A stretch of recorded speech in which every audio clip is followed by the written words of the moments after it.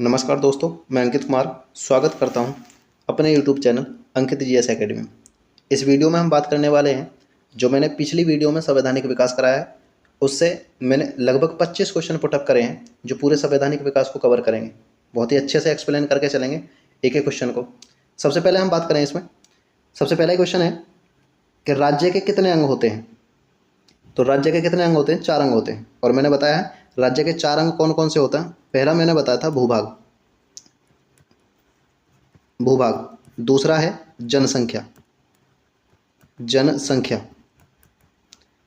तीसरा अंग है सरकार, और चौथा अंग होता है संप्रभुता। और मैंने बताया था कि संप्रभुता राज्य का सबसे प्रमुख अंग होता है। तो राज्य के कितने अंग होते हैं? 4 अंग होते हैं। दूसरी मैंने ये बात बताई थी, राज्य जो होता है वो स्थायी होता है। कैसा होता है? स्थायी होता है। लेकिन राज्य कैसी संरचना है? तो अमूर्त संरचना है। कैसी संरचना है? अमूर्त। इसका मतलब ये है कि राज्य को समझा जा सकता है, देखा नहीं जा सकता। दूसरी बात मैंने यहाँ पे बात करी है किसकी? सरकार की। तो सरकार के कितने अंग होते हैं? सरकार के 3 अंग होते हैं। कितने अंग होते हैं? 3 अंग। राज्य के 4 अंग और सरकार के कितने? 3 अंग। कौन कौन से हैं? पहला विधायिका होती है, विधायिका। दूसरा कार्यपालिका, और चौथा न्यायपालिका। ये सरकार के 3 अंग होते हैं। विधायिका का काम होता है विधि या कानून का निर्माण करना। कार्यपालिका का काम होता है कानून या विधि को लागू कराना। और न्यायपालिका का काम होता है न्याय करना। क्या करना? न्याय करना। दूसरा मैंने बताया था कि सरकार जो होती है वो अस्थायी होती है। लेकिन सरकार कैसी संरचना है? तो मूर्त संरचना है। कैसी है? मूर्त संरचना है। सरकार में जो लोगों का समूह होता है वो दिखाई देता है। अमूर्त वो होता है जो दिखाई नहीं देता है, और मूर्त वो होता है जो दिखाई देता है। इसके बाद हम नेक्स्ट क्वेश्चन की बात करें। नेक्स्ट है कि किस देश में एकात्मक कार्यपालिका है? बड़ा अच्छा क्वेश्चन है। मैंने बताया था कि जो कार्यपालिका होती है, वो 2 प्रकार की होती है मुख्य रूप से। एक मैंने बताया था, एक अस्थायी कार्यपालिका होती है, अस्थायी कार्यपालिका, और दूसरी मैंने स्थायी कार्यपालिका बताई थी। मैंने बताया था स्थायी कार्यपालिका में IAS IPS जितनी भी गवर्नमेंट जॉब हैं वो सब किस में शामिल की जाती है? स्थायी कार्यपालिका में। और जो भी मंत्रीगण होते हैं वो किस में शामिल किए जाते हैं? अस्थायी कार्यपालिका में शामिल किए जाते हैं। अब अस्थायी कार्यपालिका भी कितने प्रकार की होती है? तो 4 प्रकार की होती है। पहली है एकात्मक, जिसकी हम बात कर रहे हैं, एकात्मक। ये इसको अध्यक्षात्मक भी कहते हैं, अध्यक्षात्मक कार्यपालिका। दूसरी है दोहरी कार्यपालिका,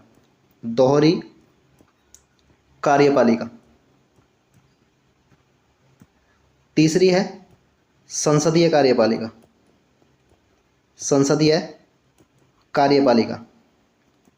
और चौथी है बहुल कार्यपालिका। चारों के बारे में पढ़ेंगे। इसका आंसर हो होगा कि एकात्मक कार्यपालिका कहाँ है? तो अमेरिका USA में है। इसका मतलब ये है, इसी एकात्मक कार्यपालिका को अध्यक्षात्मक कार्यपालिका भी कहते हैं। क्यों? क्योंकि इस कार्यपालिका में जो संवैधानिक प्रमुख होता है और जो वास्तविक प्रमुख होता है वो कौन होता है? राष्ट्रपति होता है। कौन होता है? राष्ट्रपति। और राष्ट्रपति किसी भी देश का क्या होता है? अध्यक्ष होता है। इसलिए इस कार्यपालिका को अध्यक्षात्मक कार्यपालिका कहते हैं। और सारी शक्ति किसके हाथ में होती है? एक ही व्यक्ति के हाथ में होती है, इसलिए इसे एकात्मक कार्यपालिका कहते हैं। पहला क्वेश्चन ठीक है, यहाँ से कवर हो गया है कि एकात्मक कार्यपालिका कहाँ है? तो अमेरिका में है। दूसरा, हम दोहरी कार्यपालिका की बात करें तो इसका एग्जाम्पल मिलता है कहाँ? फ्रांस में। दोहरी का मतलब है कि फ्रांस में राष्ट्रपति को और प्रधानमंत्री को, दोनों को शक्ति क्या होती है? बराबर मिली हुई होती है। इसलिए इसे क्या कहते हैं? दोहरी कार्यपालिका कहते हैं। और इस दोहरी कार्यपालिका को अर्ध अध्यक्षात्मक कार्यपालिका भी कहते हैं। इसका मतलब ये है कि आदि शक्ति राष्ट्रपति के हाथ में होती है और राष्ट्रपति क्या होता है? अध्यक्ष होता है। तो इसीलिए उसे क्या बोलेंगे? अर्ध अध्यक्षात्मक कार्यपालिका। कहाँ है? तो फ्रांस में है। इसके बाद बात करें हम संसदीय कार्यपालिका। इसके एग्जाम्पल कहाँ मिलेंगे? तो ब्रिटेन में देखने को मिल जाएगी संसदीय कार्यपालिका। और ब्रिटेन से कहाँ आई है? भारत में आई है। कहाँ आई है? भारत में। तो भारत और ब्रिटेन में कैसी कार्यपालिका है? तो संसदीय कार्यपालिका है। और इसकी एक विशेषता होती है संसदीय कार्यपालिका की कि जो संवैधानिक प्रमुख होता है संसदीय कार्यपालिका में, संवैधानिक जो प्रमुख होता है वो राष्ट्रपति होता है। कौन होता है? राष्ट्रपति होता है। लेकिन जो वास्तविक प्रमुख होता है इसमें कौन होता है? प्रधानमंत्री होता है। ये संसदीय कार्यपालिका की विशेषता होती है। संसदीय कार्यपालिका में संवैधानिक या नाममात्र का प्रमुख जो होगा वो राष्ट्रपति होगा, और वास्तविक प्रमुख या वास्तविक शक्ति किसके हाथ में होती है? प्रधानमंत्री के हाथ में होती है। बात करूं मैं बहुल कार्यपालिका की, और बहुल कार्यपालिका का सबसे अच्छा उदाहरण है कौन सा? स्विट्जरलैंड। कौन है? स्विट्जरलैंड। और स्विट्जरलैंड की कार्यपालिका को मैंने बताया था संघीय परिषद कहते हैं। क्या कहते हैं? संघीय परिषद कहते हैं। और इस संघीय परिषद में सदस्यों की संख्या कितनी होती है? 7। और इन 7 सदस्यों को शक्ति क्या होती है? बराबर मिली होती है। उम्मीद है क्वेश्चन समझ में आया हो। क्वेश्चन के चारों ऑप्शन है वो एक्सप्लेन कर दिए हैं। इसके बाद हम नेक्स्ट बात करेंगे, निम्न में लोकतंत्र का चौथा स्तंभ कौन सा है? अच्छा क्वेश्चन है। तो लोकतंत्र का जो चौथा स्तंभ है वो क्या है? प्रेस है। अन्य लोकतंत्र के 3 स्तंभ कौन कौन से हैं? तो विधायिका है, कार्यपालिका और न्यायपालिका। ये भी लोकतंत्र के क्या है? स्तंभ माने जाते हैं। और ये तीनों क्या है? सरकार के भी तो अंग है। ये क्या है? सरकार के अंग हैं। और मैंने सरकार के अंग कितने बताए? 3 बताए हैं, विधायिका, कार्यपालिका और न्यायपालिका। इसके बाद नेक्स्ट बात करें, बंगाल का प्रथम गवर्नर कौन था? बड़ा अच्छा क्वेश्चन है। तो बंगाल का प्रथम गवर्नर कौन है? रॉबर्ट क्लाइव है। मैं थोड़ी सी चर्चा करूंगा बंगाल को लेकर। अंग्रेजों का बंगाल पर जो अधिकार होता है उसके लिए 2 प्रमुख युद्ध होंगे। कौन कौन से? एक मैंने बताया था प्लासी का युद्ध होता है,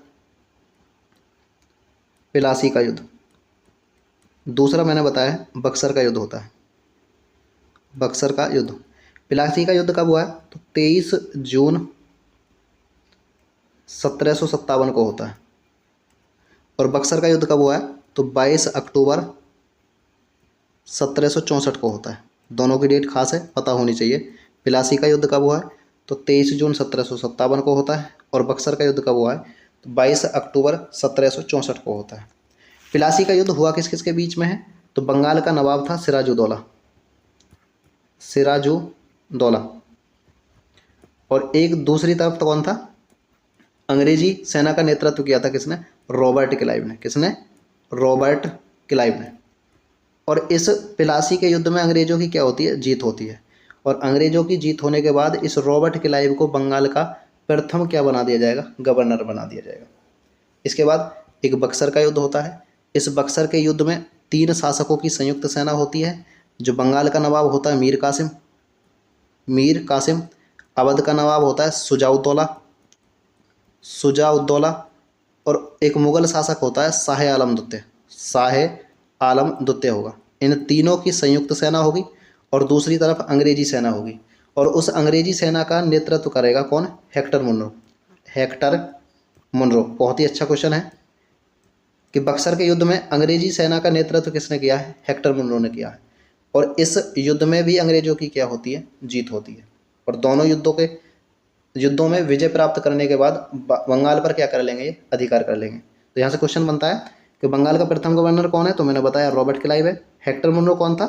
तो बक्सर के युद्ध में अंग्रेजी सेना का नेतृत्व किसने किया है? हेक्टर मुनरो ने किया है। और वॉरेन हास्टिंग कौन है? तो ये बंगाल का अंतिम गवर्नर है। और बंगाल का प्रथम गवर्नर जनरल भी कौन होगा? वॉरेन हास्टिंग ही होगा। मैंने एक टेबल कराई है, उस बात बताई। इसके बाद एक लॉर्ड विलियम बेंटिक है। ये कौन है? तो ये बंगाल का अंतिम गवर्नर जनरल है और यही भारत का क्या बनेगा? प्रथम गवर्नर जनरल बनेगा। इसके बाद हम नेक्स्ट बात करें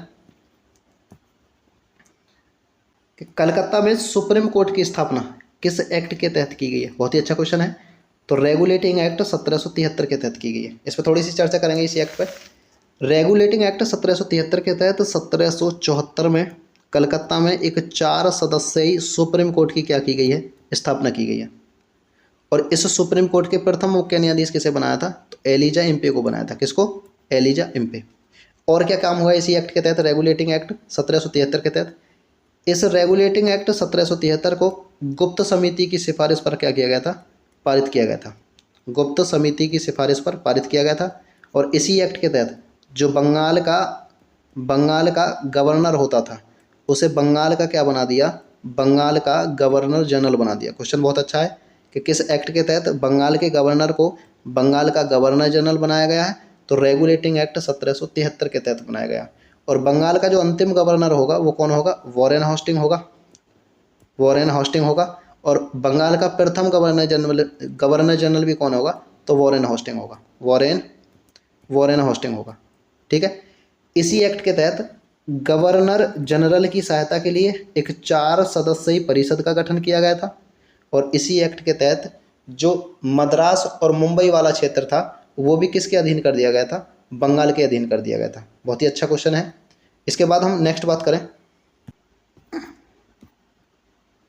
किस एक्ट के तहत कंपनी के राजनीतिक कार्य और व्यापारिक कार्यों को क्या कर दिया है? अलग कर दिया गया है। बड़ा अच्छा क्वेश्चन है।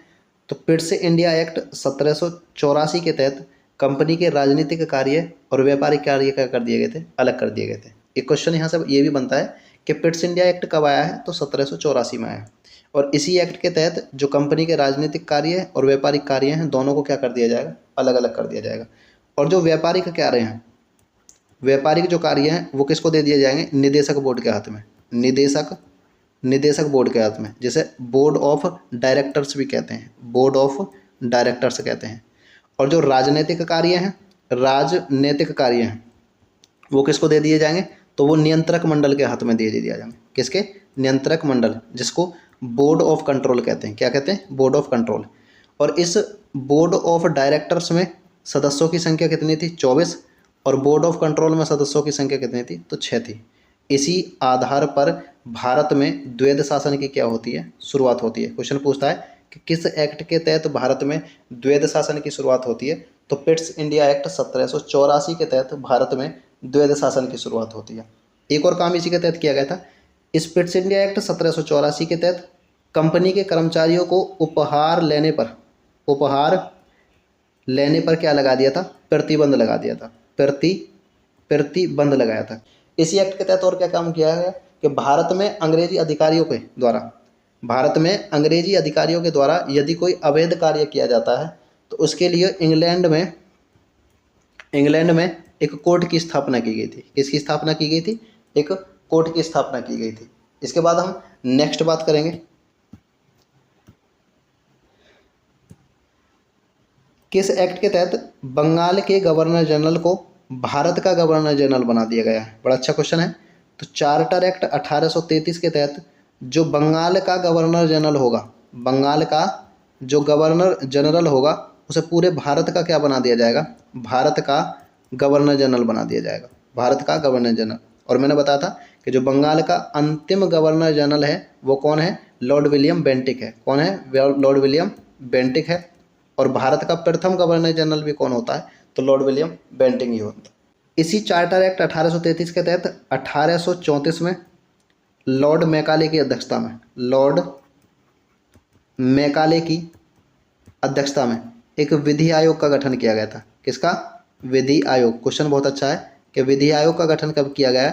तो 1834 में किया गया। किस एक्ट के तहत किया गया? तो चार्टर एक्ट 1833 के तहत किया गया था। और इसका अध्यक्ष किसको बनाया था? तो लॉर्ड मैकाले को बनाया था। और इसी एक्ट के तहत जो गवर्नर जनरल होता है उसको 2 शक्तियाँ प्रदान की गई थी। पहला कि संपूर्ण ब्रिटिश भारत के लिए एक कानून या विधि का निर्माण करेगा, और संपूर्ण ब्रिटिश भारत के लिए एक बजट का निर्माण करेगा, है ना। ये शक्ति किस एक्ट के तहत गवर्नर जनरल को दी गई है? तो चार्टर एक्ट 1833 के तहत दी गई है कि संपूर्ण ब्रिटिश भारत के लिए एक कानून या विधि बनाएगा और एक ही क्या करेगा? उनके लिए बजट तैयार करेगा। और एक सबसे इंपॉर्टेंट क्वेश्चन यहाँ से बनता है कि इसी चार्टर एक्ट 1833 के तहत जो कंपनी के व्यापार का एक अधिकार था उसे पूर्ण रूप से क्या कर दिया जाएगा?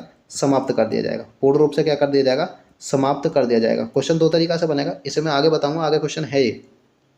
क्वेश्चन पूछता है कि किस एक्ट के तहत कंपनी के व्यापार के एक अधिकार को पूर्ण समाप्त किया गया, पूर्ण रूप से समाप्त किया गया? तो इसका आंसर है चार्टर एक्ट 1833। क्वेश्चन 2 तरीका से बनेगा कि किस एक्ट के तहत कंपनी के एक अधिकार को समाप्त किया गया है? तो चार्टर एक्ट 1813 के तहत जो एक अधिकार है वो समाप्त कर दिया गया, लेकिन जो चाय का व्यापार है और चीन के साथ व्यापार है वो क्या रहेगा? बना हुआ रहेगा। ये बात है चार्टर एक्ट 1813 की। लेकिन जब चार्टर एक्ट 1833 आता है इसके तहत कंपनी के एक अधिकार को पूर्ण रूप से क्या कर दिया जाएगा? व्यापार का जो पूर्ण अधिकार है उसे क्या कर दिया जाएगा? समाप्त कर दिया जाएगा। क्या कर दिया जाएगा? समाप्त। इसका मतलब है जो चाय का व्यापार और चीन के साथ व्यापार करती थी कंपनी उसे भी क्या कर दिया जाएगा? समाप्त कर दिया जाएगा। अब केवल भारत में जो कंपनी का काम रह गया वो केवल और केवल क्या करेगी, शासन करेगी। व्यापार का जो काम है उसे क्या कर दिया जाता है, खत्म कर दिया जाता है। इसके बाद हम नेक्स्ट बात करें, किस एक्ट के तहत कंपनी के हाथों से जो शासन है वो ब्रिटिश क्राउन के हाथों में चला गया। क्वेश्चन बहुत अच्छा है कि जो भारत का शासन है वो कंपनी के हाथों से, ब्रिटिश ईस्ट इंडिया कंपनी के हाथों से ब्रिटिश क्राउन के हाथों में किस एक्ट के तहत गया है, तो भारत शासन अधिनियम 1858 के तहत गया है। इससे पहले भारत में 1857 में एक क्रांति होती है, उसके बाद भारत सरकार अधिनियम 1858 आएगा। उसके तहत जो कंपनी के हाथों से शासन है वो किसको दे दिया जाएगा, ब्रिटिश क्राउन या ब्रिटिश ताज के हाथों में चला जाएगा।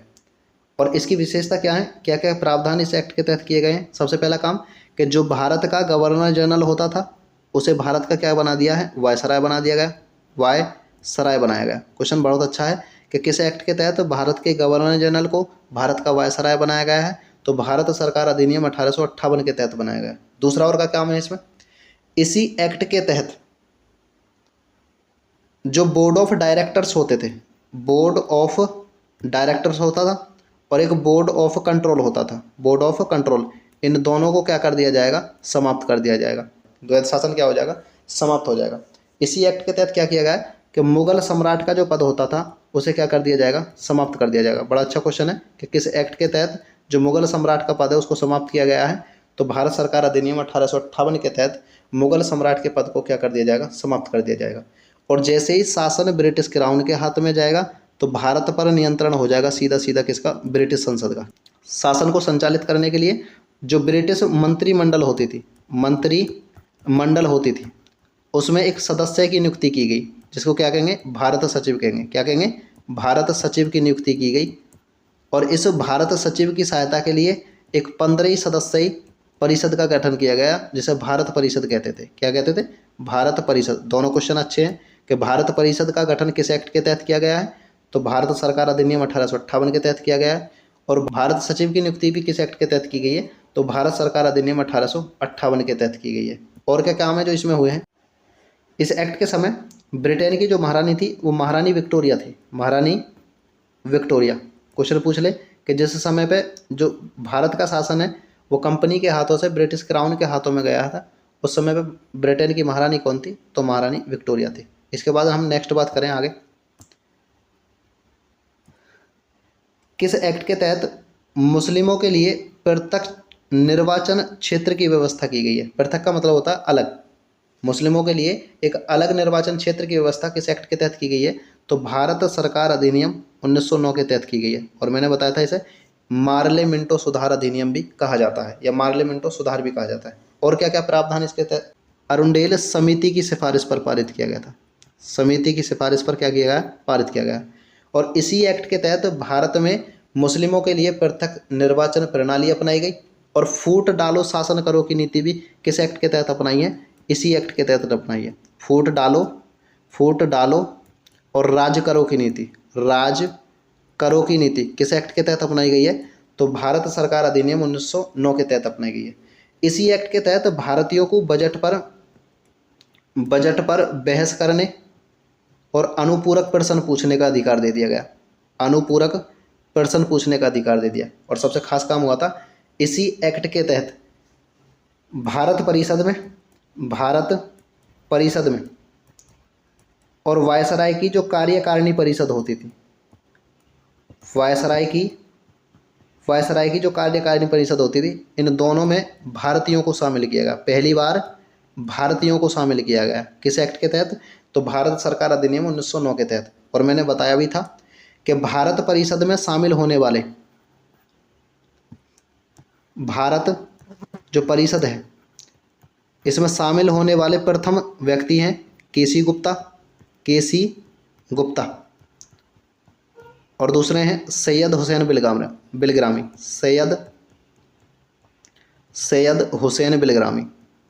हुसैन बिलग्रामी है। एक और दूसरा क्वेश्चन पूछता है कि वायसराय की कार्यकारिणी परिषद में शामिल होने वाले प्रथम भारतीय कौन है, तो सत्येंद्र प्रसाद सिन्हा है, सत्येंद्र प्रसाद सिन्हा है, बड़ा अच्छा क्वेश्चन है। भारत परिषद में शामिल होने वाले प्रथम भारतीय केसी गुप्ता, सैयद हुसैन बिलग्रामी हैं। और वायसराय की कार्यकारिणी परिषद में शामिल होने वाले प्रथम भारतीय कौन है? तो सत्येंद्र प्रसाद सिन्हा है। और मैंने बताया था कि भारत में सांप्रदायिक निर्वाचन का जनक किसे माना जाता है? तो लॉर्ड मिंटो को माना जाता है। किसको? लॉर्ड मिंटो को भारत में सांप्रदायिक निर्वाचन का क्या कहा जाता है? जनक कहा जाता है। नेक्स्ट बात करें हम, किस एक्ट के तहत प्रांत में द्वैध शासन लगाया? बड़ा अच्छा क्वेश्चन है। तो मॉन्टेग्यू चेम्सफोर्ड अधिनियम 1919 के तहत प्रांतों में क्या लगाया था? द्वैध शासन लगाया था। प्रांतों में द्वैध शासन लगाया था। और इसी एक्ट को भारत शासन अधिनियम 1919 भी कहते हैं। क्या क्या प्रावधान है जो इसके तहत किए गए हैं? इस एक्ट के तहत प्रत्यक्ष निर्वाचन प्रणाली अपनाई गई, प्रत्यक्ष निर्वाचन प्रणाली, और महिलाओं को वोट देने का अधिकार दिया गया। महिलाओं को वोट देने का अधिकार दिया गया। और क्या काम हुए इसमें? इसी एक्ट के तहत जो भारत सचिव होता था, भारत सचिव, इस भारत सचिव की सहायता के लिए एक हाई कमिश्नर की नियुक्ति की गई। हाई कमिश्नर की क्या की गई है? नियुक्ति की गई है। और इसी एक्ट के तहत जो भारत सचिव का वेतन है, जो अब तक भारत के राजस्व से दिया जाता था, इस एक्ट के तहत भारत सचिव का वेतन कहाँ से दिया जाएगा? तो ब्रिटिश राजस्व से दिया जाएगा। ब्रिटिश राजस्व से देने की क्या की गई है? व्यवस्था की गई। और क्या काम हुए इसमें?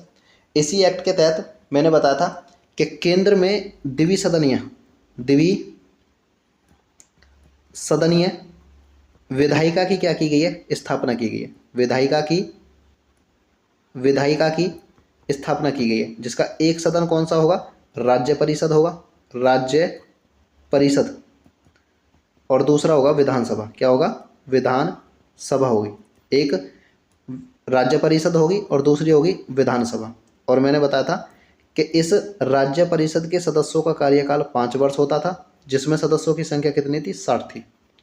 और इस विधानसभा के सदस्यों का कार्यकाल 3 वर्ष होता था, जिसमें सदस्यों की कुल संख्या कितनी थी? तो 145 थी। इसके बाद हम बात करेंगे, मॉन्टेग्यू चेम्सफोर्ड अधिनियम 1919 के तहत ही पहली बार केंद्र के बजट को राज्य के बजट से या प्रांत के बजट से क्या किया गया? अलग किया गया। ये भी अच्छा क्वेश्चन है। किस एक्ट के तहत केंद्र और प्रांत के बजट को क्या किया गया? अलग किया गया। तो मॉन्टेग्यू चेम्सफोर्ड अधिनियम 1919 के तहत केंद्र और राज्य के बजट को क्या कर देते हैं? अलग कर दिया जाता है। इसके बाद हम नेक्स्ट क्वेश्चन की बात करें,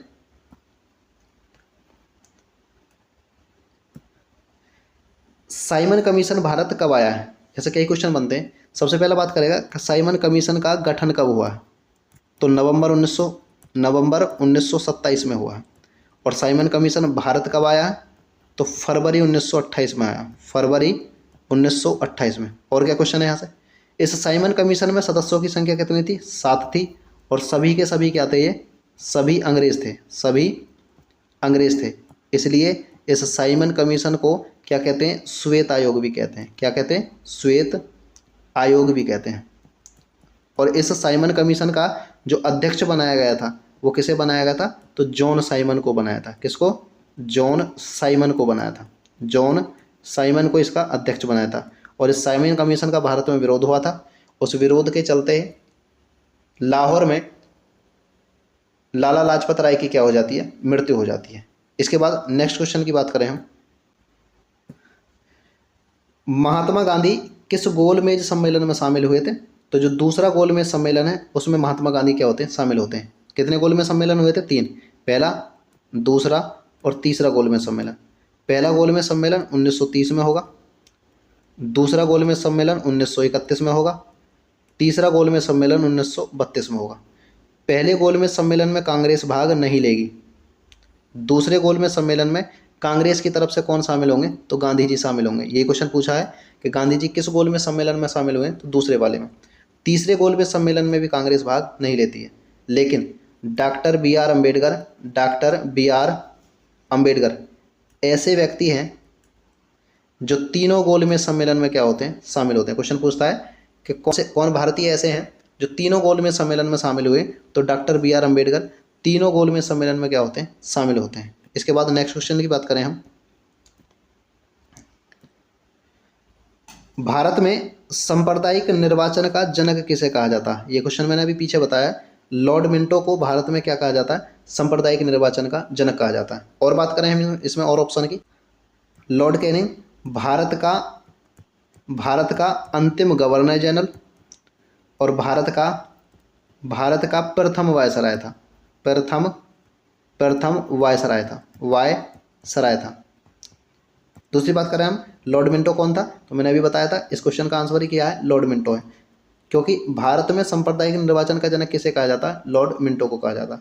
लॉर्ड मैकाले कौन है? मैंने बताया था, चार्टर एक्ट 1833 के तहत 1834 में एक विधि आयोग का गठन किया जाता है, और उस विधि आयोग का जो अध्यक्ष बनाया जाएगा, किसको बनाया जाएगा? लॉर्ड मैकाले को। लॉर्ड ली की बात करें तो 1923 ईस्वी में ली आयोग, या इसको हम क्या कहते हैं? रॉयल कमीशन कहते हैं। रॉयल कमीशन का गठन होता है, और किसकी अध्यक्षता में? तो लॉर्ड ली की अध्यक्षता में इस आयोग का गठन होगा। और 1924 ईस्वी में अपनी रिपोर्ट प्रस्तुत करेगा। उस रिपोर्ट में केंद्रीय लोक सेवा आयोग के गठन की क्या करेगा? मांग करेगा। केंद्रीय लोक सेवा आयोग के गठन की मांग करेगा। क्वेश्चन पूछता भी है कि केंद्रीय लोक सेवा आयोग का जो गठन हुआ है वो किस आयोग की सिफारिश पर किया गया है? तो ली आयोग या रॉयल कमीशन की सिफारिश पर किया गया है। इसके बाद हम नेक्स्ट बात करें, गांधी इरविन समझौता कब हुआ है? तो 1931 में हुआ है। मैंने बताया था उस समय पे भारत का वायसराय था इरविन, लॉर्ड इरविन। 1931 में गांधी जी के और इरविन के बीच में एक समझौता होता है, जिसे गांधी इरविन समझौता या दिल्ली पैक्ट कहते हैं। क्या कहते हैं? दिल्ली पैक्ट कहते हैं। क्वेश्चन पहला तो बनता है कि दिल्ली पैक्ट किस किस के बीच में हुआ था? तो गांधी जी और इरविन के बीच में हुआ था। और ये हुआ कब है? तो 1931 में हुआ। कब हुआ है? 1931। 1933 में श्वेत पत्र जारी किया गया था। श्वेत पत्र जारी किया था। क्वेश्चन पूछता भी है तो श्वेत पत्र कब जारी किया था? 1933 में जारी किया था। और इस श्वेत पत्र की जांच करने के लिए एक समिति का गठन किया गया था, जिसे क्या कहते हैं? संयुक्त समिति कहते हैं। और इसका अध्यक्ष बनाया था लिनलिथ गो को। किसको? लिनलिथ गो को बनाया था। लिनलिथ गो को बनाया था। इसके बाद हम नेक्स्ट बात करें, किस एक्ट के तहत म्यांमार को भारत से क्या किया गया? अलग किया गया। तो भारत शासन अधिनियम 1935 के तहत 1937 में भारत से म्यांमार को क्या कर दिया गया? अलग कर दिया गया। और मैंने बताया था भारत शासन अधिनियम 1935 के तहत जो द्वैध शासन है, द्वैध शासन उसको किस में लगा दिया था? केंद्र में लगाया था। प्रांत से समाप्त करके द्वैध शासन को केंद्र में लगाया गया है। और इसी एक्ट के तहत मैंने बताया था तो भारत में संघीय न्यायालय फेडरल कोर्ट की स्थापना हुई है। और उस संघीय न्यायालय के प्रथम मुख्य न्यायाधीश कौन थे? तो मॉरिस गवेयर थे। कौन थे? मॉरिस गवेयर थे।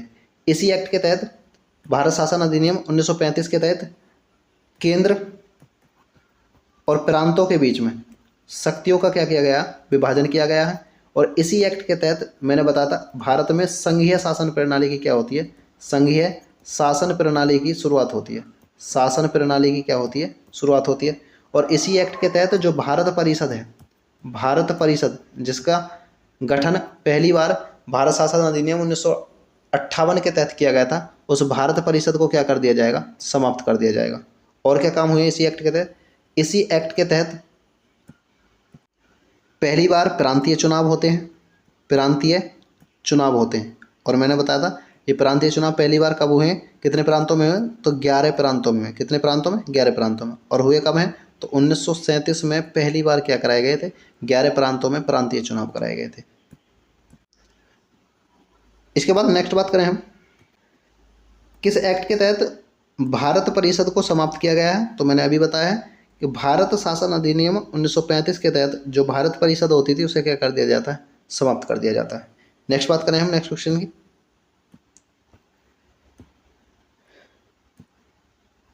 अगस्त प्रस्ताव के समय भारत का वायसराय कौन था?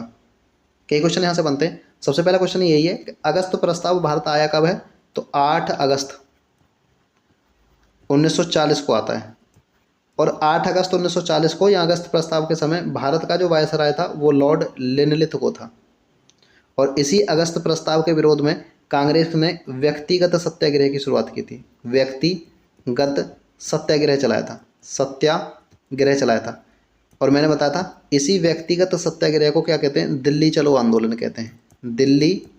दिल्ली चलो आंदोलन कहते हैं। और इस व्यक्तिगत सत्याग्रह के विचार पोषक कौन थे, तो गांधी जी थे। कौन थे, गांधी जी। और इस व्यक्तिगत सत्याग्रह की शुरुआत कहाँ से होती है, तो 17 अक्टूबर 1940 को कहाँ से होती है, तो पवनार आश्रम से होती है। कहाँ से होती है, पवनार आश्रम, पवनार आश्रम से होती है। और ये पवनार आश्रम कहाँ है, तो पवनार आश्रम पड़ता है महाराष्ट्र में। कहाँ है, महाराष्ट्र में। एक और क्वेश्चन आता है कि प्रथम व्यक्तिगत सत्याग्रही कौन है, तो आचार्य विनोबा भावे हैं। कौन है, आचार्य विनोबा भावे हैं। विनोबा भावे हैं जो प्रथम व्यक्तिगत सत्याग्रही हैं। और इसी को मैंने बताया दिल्ली चलो आंदोलन भी कहते हैं। इसके बाद हम नेक्स्ट बात करें, क्रिप्स मिशन भारत कब आया है, तो क्रिप्स मिशन भारत आया था 1942 में। और इसको लेकर कौन आया था, तो स्टेफोर्ड क्रिप्स आया था। स्टेफोर्ड क्रिप्स आया था, क्रिप्स आया था। और उस समय पर क्रिप्स मिशन के समय ब्रिटेन का प्रधानमंत्री कौन था, तो विंस्टन चर्चिल था। कौन था, विंस्टन चर्चिल था। विंस्टन चर्चिल ब्रिटेन का प्रधानमंत्री था। नेक्स्ट क्वेश्चन की बात करेंगे अब, भारत छोड़ो आंदोलन का प्रस्ताव किसने प्रस्तुत किया है, तो भारत छोड़ो आंदोलन का प्रस्ताव किसने प्रस्तुत किया है, पंडित जवाहरलाल नेहरू ने किया। और मैंने बताया था इस भारत छोड़ो आंदोलन की शुरुआत होती है कब, 1942 में। और ये भारतीयों का अंतिम स्वतंत्रता संघर्ष माना जाता है। इसी भारत छोड़ो आंदोलन में गांधी जी ने करो या मरो का नारा दिया था। करो या मरो का नारा दिया था। और मैंने बताया था कि इस भारत छोड़ो आंदोलन की शुरुआत 9 अगस्त 1942 को कहाँ से होती है, तो ग्वालियर टैंक मैदान से होती है। ग्वालियर टैंक मैदान से होती है। ग्वालियर टैंक मैदान से होती है। और इस भारत छोड़ो आंदोलन को हम अगस्त क्रांति भी कहते हैं। क्या कहते हैं, अगस्त क्रांति, क्योंकि ये क्रांति कब चलाई गई थी, अगस्त में चलाई गई थी। और इस ग्वालियर टैंक मैदान को क्या कहते हैं, तो अगस्त क्रांति मैदान भी कहा जाता है। क्या कहा जाता है, अगस्त क्रांति मैदान भी कहा जाता है। क्रांति मैदान किसे कहा जाता है, तो ग्वालियर टैंक मैदान को कहा जाता है। और इसी में गांधी जी ने करो या मरो का क्या दिया है, नारा दिया है। 1942 में इसकी शुरुआत होती है। इसी में एक क्वेश्चन और है कि इसका जो अनुमोदन किया था, भारत छोड़ो आंदोलन का अनुमोदन किसकी अध्यक्षता में किया गया था, तो मौलाना अबुल कलाम आज़ाद की अध्यक्षता में किया गया था। नेक्स्ट क्वेश्चन की बात करें अब, दिल्ली चलो आंदोलन किसे कहा जाता है, मैंने अभी पीछे बता के हटाऊं कि व्यक्तिगत सत्याग्रह को क्या कहा जाता है, दिल्ली चलो आंदोलन कहा जाता है। और भारत छोड़ो आंदोलन को क्या कहा जाता है, अगस्त क्रांति कहा जाता है। नेक्स्ट बात करें, संघीय न्यायालय के प्रथम मुख्य न्यायाधीश कौन थे। मैंने बताया था कि संघीय न्यायालय की जो स्थापना हुई है वो भारत शासन अधिनियम